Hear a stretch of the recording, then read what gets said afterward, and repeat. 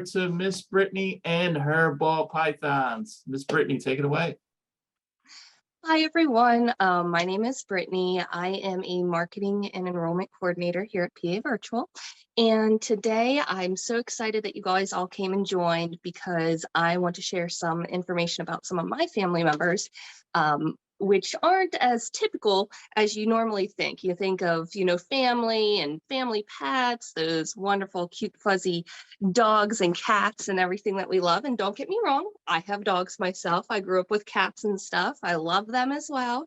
But we just have a couple additions to our family that aren't as common. So today I'm going to introduce you to my two ball pythons. Let me go ahead and switch it over here. We have Cleopatra.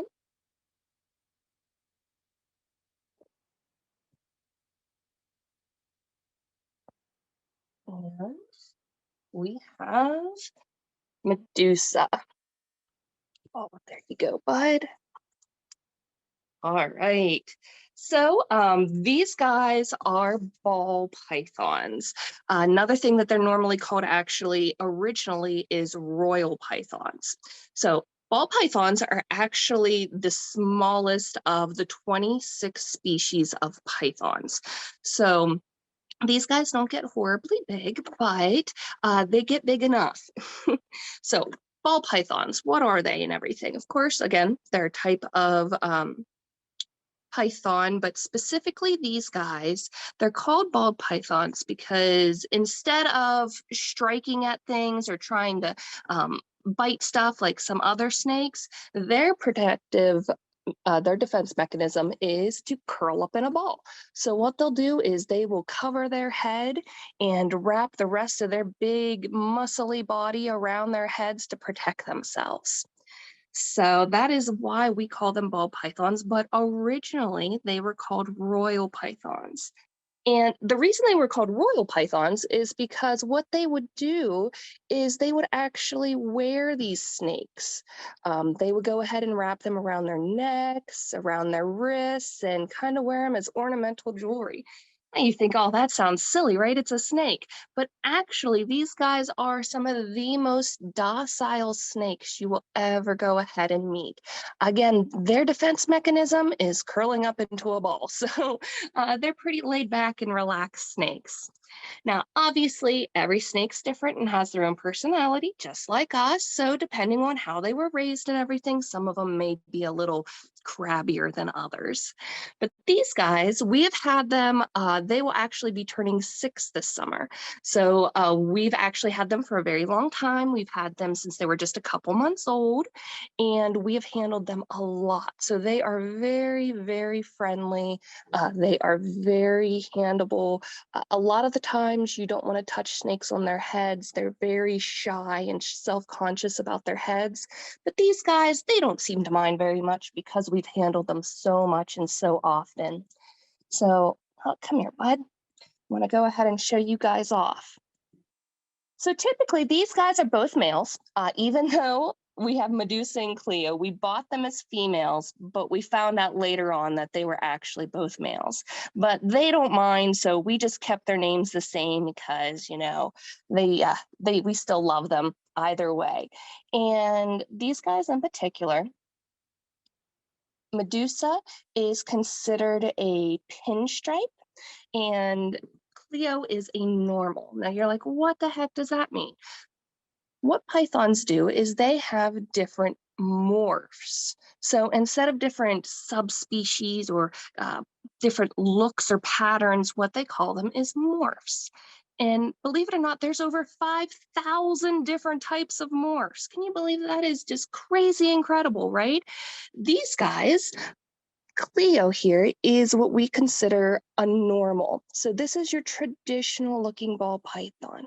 And you can see his beautiful patterns. When people say about ball pythons, you think of these colorings, those types of patterns. Now he is a little unique. He does have some belly spots that normals typically don't have. But you can see, oh, look how cute he is. You can see he has a bunch of little spots on his underbelly as well. And then Medusa is what we call a pinstripe, but he is also a het albino. Well, what the heck does that mean? So it means that if he would go ahead and have babies, there is a chance that some of them would be albino. Now we can see he's not albino, but he has this really pretty striping down his back. Hence the reason they're called pinstripes. So let me get the whole way down there. Oh, look at his cute little tippy tail. And then his belly, oh, turn around, bud. He has some really fun, pretty spots on his belly as well. So let me just go ahead and get you back down there. Oh, I know. So there's, again, 5,000 different types of morphs. So you can go ahead and see, just as we are, all different types of shapes, sizes, colorings. I definitely encourage you guys to go look up different morphs on that line. They are really cool to look at and explore. These guys in particular, males, normally they range from about 1,200 to 2,300 grams. And the females, though, they definitely get bigger. You figure they have to have those eggs in them, so they definitely get bigger at about 2,000 to 3,000 grams. And these guys in particular, Medusa is around 1,769 grams, and Cleo is about 1,133 grams. Now, as far as length, these guys can roughly get, the males are smaller, as I mentioned, so they get about anywhere from 2.5 feet to 4 foot long. And females, though, tend to get around 4 to 6 feet long. Now, these guys in particular, Cleo here is just short of 4 foot. So he is pretty much at his max length for his age, being an adult male. Medusa is our big boy. He is definitely, you can tell here, he is definitely thicker and meatier than his brother here, but he is also a male, so he is a little over 4 foot and is definitely big for a boy. But that's okay, we love him anyways. And in general, as I mentioned, males are smaller, females are bigger, but every snake is unique. So you never know, they can get a little bigger, they can be a little smaller. Just like us, we all grow differently, right? So just a couple more things I wanted to go ahead and mention about these guys is, excuse me, actually where they live. A lot of people think that they live in the jungles, and believe it or not, they are actually originally from Africa, in the dry grasses of the savanna desert. So they are grassland snakes. So you're like, okay, well, what do they eat? In the wild, they're going to eat things like rats, mice, gerbils. These two in particular, they go ahead and they get frozen rats. Now, we thaw them out and everything, but we do not feed live. I find it safer for the snakes and more humane to go ahead and get frozen rats and thaw them out for them. But in the wild, they'll go ahead, and they are opportunist eaters, so they'll go ahead and wait around, and then they'll go ahead and get, rats, mice, and so on. But overall, ball pythons make wonderful pets. They are slow overall. You can see that they're just kind of lazing about. They're really quiet. I mean, you don't have to worry about them barking or anything like that. And they're not smelly. It isn't like you get your wet dog smell or anything like that, right? So it's really nice. If properly socialized, whenever you first get them, if they have a lot of handling and everything, they will be very gentle, very docile, very friendly. But again, everybody has their moods, right? So they are technically still an animal, so you always need to be careful. These guys they've each bitten me once, but both times it was my own fault. But the nice thing here is not going to be able to show you guys, unfortunately, because they really don't care for you messing with their mouths, but they don't have big front fangs. They actually have a bunch of little tiny ones, and they're kind of reversed. So that way, whenever they eat stuff, they can pull it into their mouths. And if you look nice and close, oh, come here, bud. Another thing is you can see he keeps flicking his tongue everywhere, right? Well, that's because he wants to know what's going on. They have really poor eyesight, unfortunately. So what they do is they sniff everything to figure out what it is. Are you friend? Are you food? Or what's going on? The other thing is because of the poor eyesight, they have, if you see all those cute little dots around his snoot, the whole way around, those are infrared heat sensors. So they can actually feel and sense the heat around them. Again, since they're cold-blooded animals, they need to know, okay, what's warm, what's cool. I need to regulate my temperature. If it's warm, is it food? So it's a combination of different things. Just so you guys know, ball pythons are nocturnal, so they're going to be a lot more active at night than they are during the day, but they do still get active in the day. Medusa over here, he is our go, go, go boy. Like he's just always on the move. He always wants attention. He always wants handled. He is a nonstop snake boy, that's for sure. And here, let's go ahead and get a nice little close up of him as well. Hey, bud.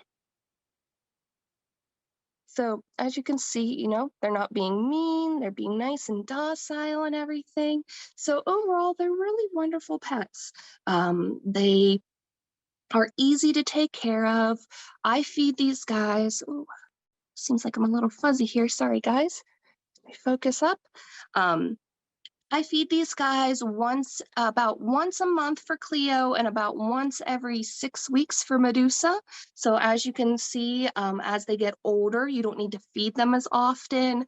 So they are pretty low maintenance. Their bedrooms, we scrub out once a month, but I spot clean them every week. So it is a very low maintenance overall. But guys, remember, guess what? They live anywhere from 20 to 50 years. So they are a long-term commitment. So these guys, again, they're turning 6 this year. So hopefully we're going to have them around for a lot longer. And the other thing is, if you guys are interested in these guys as pets, remember, they're also really good escape artists. So with most reptiles, you really want to go ahead and be nice and careful, checking on their enclosures and stuff. These guys both have gotten out, especially Medusa. Like I said, he's our adventurous boy. So you want to go ahead and make sure that everything is all nice and closed tight. And finally, the only thing I really want to encourage you guys to do is to go to a pet store, go to a reptile exhibit and go ask to hold one. A lot of breeders are more than happy to go ahead and let you handle the snakes, try them out. I know that they tend to have a bad stigma, but honestly, they're not slimy or anything. They're actually really nice and silky, if you ask me.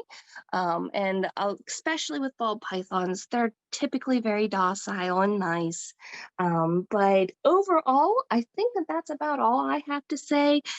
And I definitely want to get to any questions you guys have, because I just love these guys so much and would love to go ahead and share more information about them with you guys. So that's all of my basics that I have. Sheik, do we have some questions?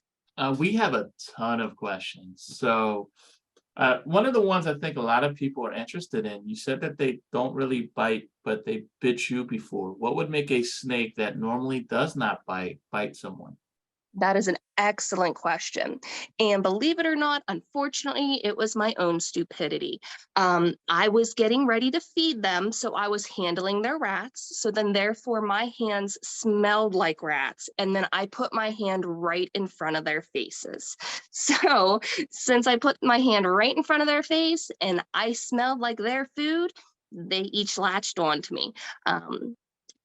Again, it wasn't something that normally happens. It was my own fault because I smelled like their food. But typically they know, oh, hey, this smells like, a person. This is my mom or my dad, so I'm not going to eat them, right? So, but my husband, Dustin, he has never been bitten by either of them. So I see a few people have questions and they're holding their hands up. You got to put your questions in chat. So Ella, Maya, Ava, just put your questions in chat and I'll be able to ask them for you.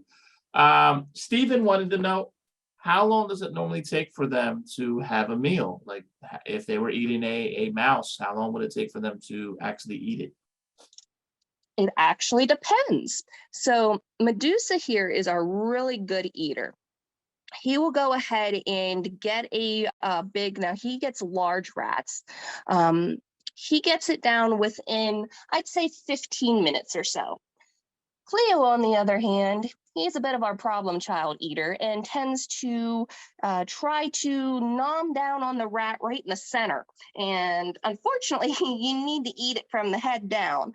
So he sometimes takes a little bit longer, but typically it really doesn't take them longer than a half an hour to go ahead and wrap around something and um, they unlock their jaw because it's actually not connected and then open up and eat their meals. Do they shed their skin? Absolutely. So it's going to depend. Typically, whenever they're smaller, they're going to go ahead and shed a lot more often because they're growing. And that's what shed is. It's to go ahead and one, they need to expand out. They're growing and getting bigger. And unlike us, they go ahead and shed their skin whenever they get bigger. The other thing is it's to go ahead and get imperfections out. So sometimes, luckily, I don't think he has them now, but his eye caps will actually get indented. And fortunately, they shed their eye caps as well. So then they can go ahead and get any imperfections, any damaged scales, they go ahead and shed them off. These guys, they shed, I want to say about once every 6 weeks right now. So as they get older, it does slow down. Are they venomous? They are not venomous. That is a great question. Venomous snakes typically have those two big front fangs in the front, right? Because that's how they actually inject the venom into their prey. So these guys, they don't have the huge front fangs. They have a bunch of little tiny ones. So all they do is because they are pythons, they are constrictors. And constrictors wrap around their prey instead of injecting them with venom. Great question. So another question was, are they omnivores? So obviously we know they eat meat, but do Mhm. they like apples or bananas or anything like that? Surprisingly, some snakes do. These guys actually do not. Ball pythons are straight up carnivores. They go ahead and eat, as I mentioned, rats, mice, gerbils, but they don't eat anything else. Now, there are snakes like the hognose snake that will actually need a variety of items in their diet, such as eggs and even bread they'll eat. So these guys, though, nope, they're just straight meat eaters. How do you play with them? Do they like play fetch like other pets? That is a very good question as well. They can go ahead and be trained called something called target training, but it is not something that is like playing fetch or going and having with your dog. Now, these guys, we go ahead and handle them multiple times a week. I also personally have a big playpen that I put them in 3 times a week for 2 hours a day, or 3 times a week, 2 hours per day that they get time to run around. They have a ball pit in there and some other like sticks and stuff to crawl around on that's bigger than their normal bedrooms. But I personally, I enjoy walking with them. I will go for walks. I will wrap them around my neck or stuff like that. So I personally like to take them for walks or even just sometimes hold them. We'll hold them whenever we're playing video games or watching TV or sitting out on the porch just to get them out of their bedrooms and stuff. And that's how we interact with them. All right, we have another question. Do snakes have eyelids? Actually, they do not. They do not have eyelids. What they do, let me see if I can get a nice close up of his beautiful eyes. What they do is their pupils are slits right down the center, kind of like a cat's, and they go ahead and make them bigger or smaller to either increase or lessen the light around them. So when they go ahead and go to sleep, they will make those little slits so tiny that you can barely see them. And then that's just basically reducing all of that light coming into their eyes, kind of like us whenever we close our eyes. All right. You mentioned that they got out before. Can you tell a story about when they got out and what they were doing? Sure. So I'm going to tell the one about Cleo because it was probably the scariest one. And he didn't, like I said, Medusa tends to get out a lot more. But Cleo, this was within a few months of first getting him. He found his way out of his enclosure. Now we have a 3-story house. So we have a basement, our main level, and our upper level. And unfortunately, he got out. He was on the main level. I looked everywhere. I mean, we just completely ripped apart the house. I could not find him anywhere. By chance, I happened to go downstairs into the basement and I found him curled up in a cover with cobwebs in a dark corner. Oh, excuse me, dark corner, all by himself. So luckily, I found him within a few hours, but he had actually crawled out of his container, made it the whole way through the living room, the dining room, and the kitchen, went the whole way down the stairs, and then found his way into a corner of the basement, all within a short amount of time. So these guys can definitely book it and go if they want to, but I definitely recommend making sure that their hides are closed as tight as you can because they will find ways. Now, how are they able to do that when they don't have arms and legs? How do they move? So it's really, really cool. What they are is basically a big, huge tube of muscles, right? So they have their ribs come down like ours, right? Like they encase their bodies, but they actually have ribs that move. So their ribs, their joints will actually move with their muscles. And if you can see, come on, bud, you want to move for me a little bit? He'll actually contract and press together his muscles and expand them to actually move. It is one of the most unique ways of movement. And this way, they have absolutely no need for any arms, legs, or anything like that. They grab a hold of stuff a lot. Their tails are very, very important because that is kind of like their anchor. They'll go ahead and wrap around and then use the rest of their body to go ahead and support themselves and move. Let me see if we can go ahead. You can see all his little muscles moving down around there as he goes.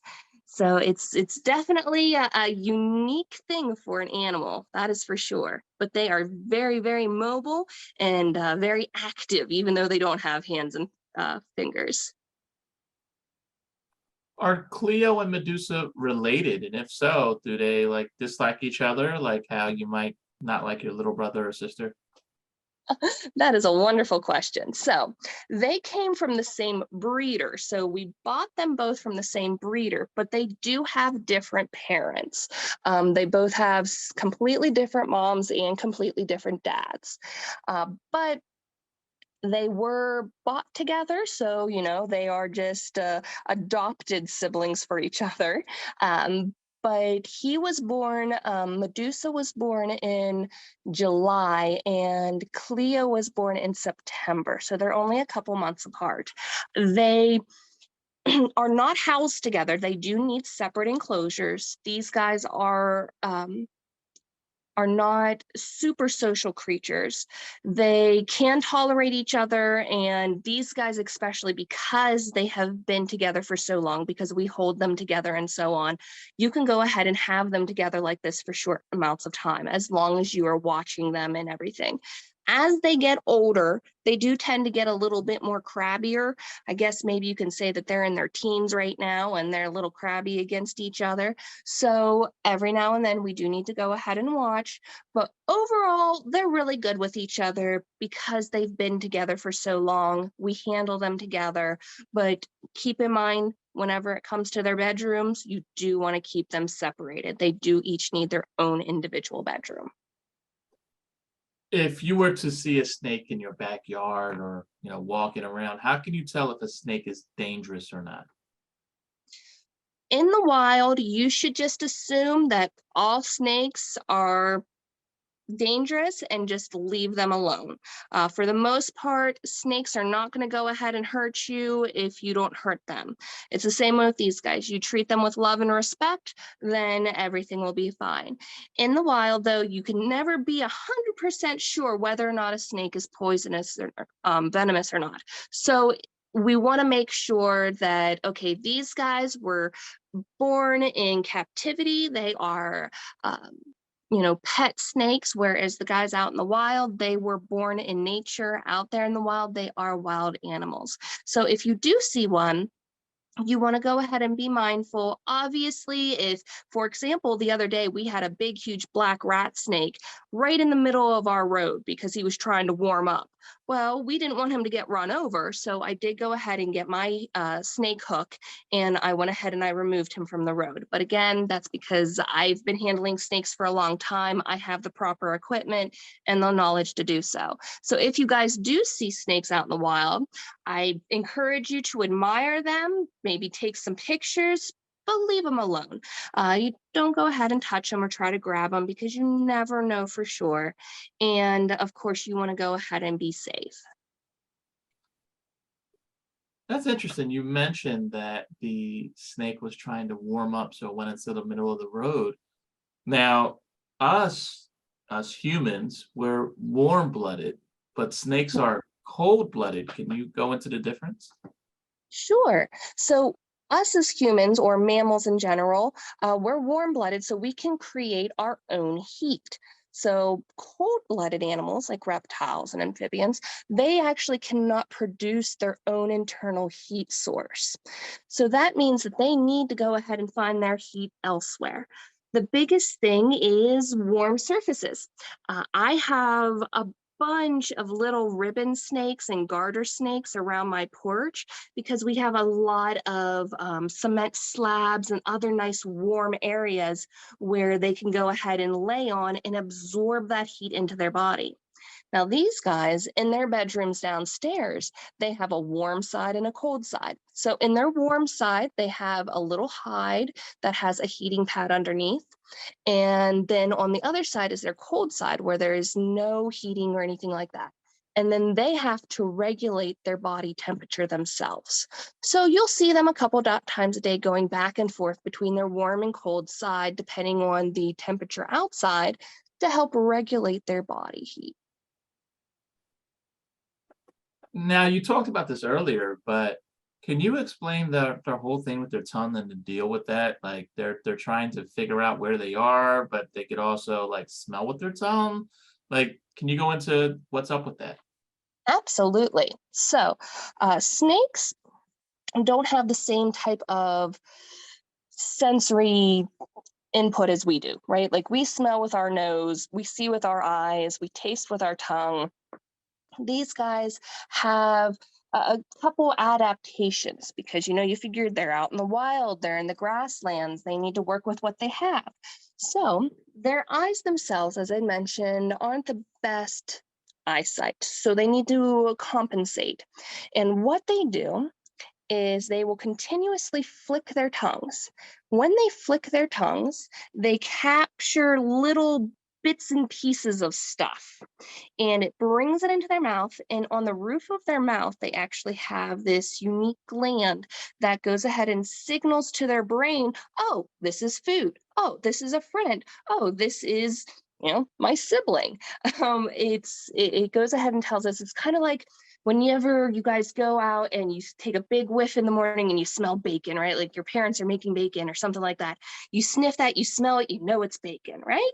Well, these guys, instead of seeing stuff more, they have a heightened sense of smell. But that smell, ironically, is not through the nose, it's on the tongue. All right, someone else wanted to know, because there's someone in here who does have a pet snake and they eat like once a week. How Mhm. often do Medusa and Cleo eat?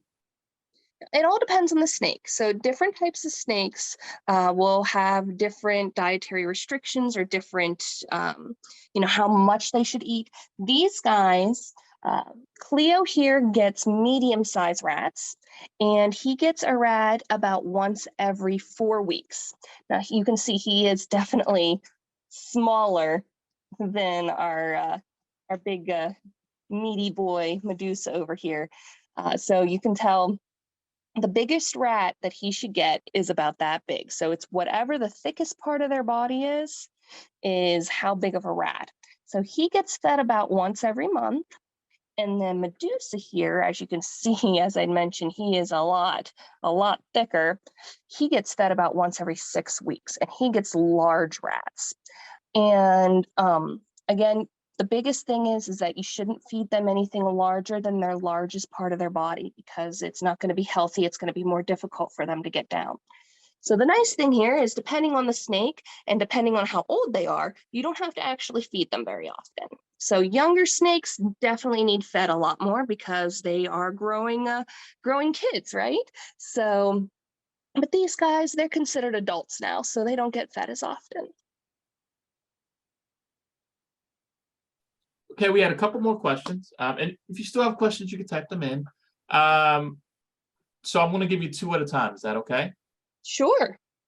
Someone wanted to know about, they heard that like there was black snakes that were protected. Are there certain breeds of snakes that are endangered snake species or protected? And what is the most dangerous snake in the world? Sure. Okay. So there are endangered snakes. It depends on the country you're looking at. These guys are not endangered, luckily. And so you can go ahead and get them as pets and so on. But there are some that are endangered. Most of the ones that I can know of that are endangered tend to be venomous snakes, because what happens is people go ahead and kill them out because obviously they don't want them attacking their family or their animals or so on. The most poisonous snake, I do believe, is the black mamba. The black mamba is a gorgeous, completely black snake. It is absolutely gorgeous, but it is, yes, it has the most powerful venom. And also one of the other most dangerous snakes, though you could say, is the spitting cobra, because the spitting cobra doesn't actually have to bite you to get that venom into you. They actually spray it out of their mouths. So that can be pretty scary too. Okay, so you mentioned these snakes are your pets. And, you know, if people have a dog, they'll take them out for a walk for exercise. Or if they have hamsters or guinea pigs, they have that little wheel. How does Cleo and Medusa exercise? Great question. So you figure most of the time these guys are solitary animals. They like to go ahead and go into their hides, and they'll curl up, and they'll spend most of their time in either their warm hides or their cold hides, just chilling out. But obviously they need exercise too, right? Like they need to get moving, they need to get going and stuff. So I have personally a giant playpen that I put them in, and I give them enrichment items. So in my giant playpen, I have a ball pit for them. I have a little like a branch that comes up so they can actually crawl up and around on the branch. These actually are 2 of the things that I have in their play pits. They like to, as you can see, Medusa thoroughly enjoys tubes. He absolutely loves playing and going through tubes. Medusa not so much, or Cleo not so much, but Medusa absolutely loves going through tubes. So things like that I go ahead and do to get them moving and get them stretched out and around. They also, though, are really good escape artists, like I said. So I've actually had to get improved playpens with higher walls because they would actually crawl out over the top of the walls.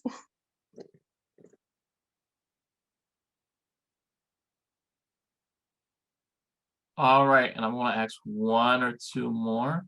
Okay.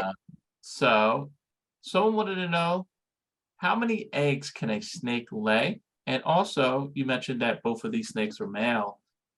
How do male snakes interact with their babies?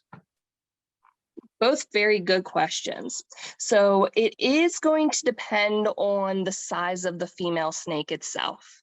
So different snakes are going to have the capacity to hold or carry more eggs than others. Ball pythons, though, typically don't have enormous, what they call them is clutches. So a group of eggs that are laid by a snake is called a clutch. And the clutches for ball pythons are typically below 20, I do believe. I personally am not a breeder, so I don't know the exact average, but these guys are definitely a lot less than certain other types of snakes. If you look at like the reticulating python, which is the largest snake in the world, they can easily carry 50 eggs, but those guys are huge. They get over 20 feet long.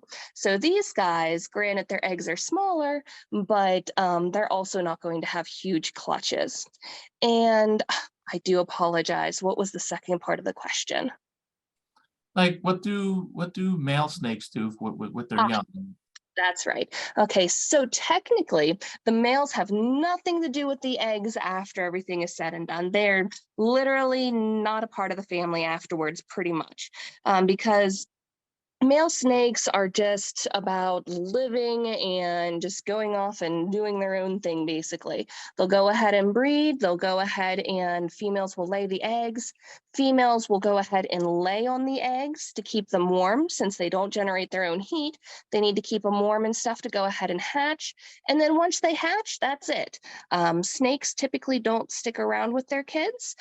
They just go ahead and let them go off and do their thing. So the males or the dads, they don't even typically stick around to even see the eggs being laid or hatched.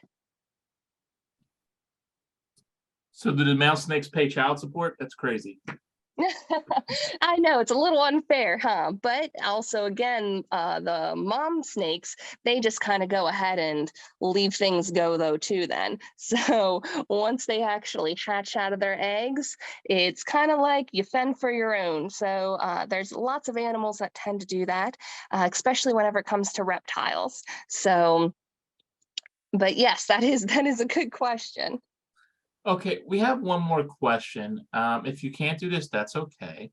But someone wanted to see their bedrooms. Are you able to show them what kind of like their rooms look like? I could, but I would have to go off camera and then go downstairs. So we would have to go ahead and take a real quick thing so I can get down there. But then that way I could also technically show you their playpen too, if you would like me to. Okay, so I'll tell you what, you do that. Just mute and put your camera off. And meanwhile, I'll talk to everybody else about a few other things with them, okay? So there you go. We're going to see their bedrooms and their little playpen and stuff like that. But there's a few things that I wanted to point out to all of you. First and foremost, the passport. I put a link in the passport. I'll put the link in again if you want. So there are sections to the passport. You want to fill out one for each class. So I saw someone said they filled out the passport. We've only had 3 classes, so you couldn't have filled out the whole thing yet because we haven't even had 6 classes yet. The second thing I wanted to let you know is that yesterday we were at the Carnegie Museum, right? Got to see all the dinosaurs if you were there for that. And I told everyone that we had tickets for you to the Carnegie Museum. That's out in Pittsburgh. That's part of the western side of the state. Well, I have something for the people on the eastern side of the state here around the Philadelphia, Montgomery County, Norristown, Delaware County, Upper Darby area. And if you want to travel, that's fine too. But the Elmwood Park Zoo, I have free tickets to that in Norristown. So if your mom or your dad or your parent is able to write me and ask for tickets, I am happy to mail them out to you. I have the first come first serve, but I have quite a bit. So and they're good, I believe, all summer long. So if you want tickets to the Elmwood Park Zoo, just let me know after this session, and I will be happy to mail them to you. I saw someone else mention the Lehigh Valley Zoo. I only have a pair of tickets for those. So if you specifically want that, just email me and I can send you a pair, but that's all. But everybody else that wants tickets to the Elmwood Zoo, just make sure to email me and I'll be able to mail them out to you. And I think Miss Brittany is ready to show their playpen and their rooms. So I'll turn it back over to you, Miss Brittany. Yeah, so I came downstairs, as you guys can see. This is the playpen. If you notice, I have double stacks here because they do tend to crawl out. And as I mentioned there, I have a little ball pit for them. They have a heating pad in there to get warm if they need to. And then they have a nice little tree that they can go ahead and climb up on as well. And Medusa is trying to get to my phone. So give me a second here. I'm actually going to plop him down in here in the playpen. Actually, I might have to plop them both down because they're all wrapped around my neck. Oh, here we go. And I do have 2 cameras set up in here, so I can go ahead and watch them even if I'm not directly in the room. But, ooh, there he plopped down. As you can see, he has plenty of room in there, and they'll just go ahead and go around and play. So give me a second here. Is that a snake skeleton that's in there? That looks like it's a playful thing. Like, what is that? Yes. Hold on. Let me go back over there. I do. I have a little snake skeleton in here that I got over Halloween, and I have little hats that I put on him for the seasons, just to go ahead and keep those guys entertained. So right now he has his, Independence Day is his United States little hat flag thing on. So, but yeah, there is a little bone snake in there just to, give him some extra company. All right, y'all, we have time for one more question, and I see that you're showing them their bedroom. So go ahead, Miss Brittany. So these are their bedrooms. You can see Cleo's is on the bottom, Medusa's is on the top. We did order Medusa a bigger one because he's such a big boy. But as you can see over here is their cold side. There's his warm side. He has nice fresh water and a little plant to just keep him entertained. And that is the same way with Cleo down here. That's his warm side, his cold side.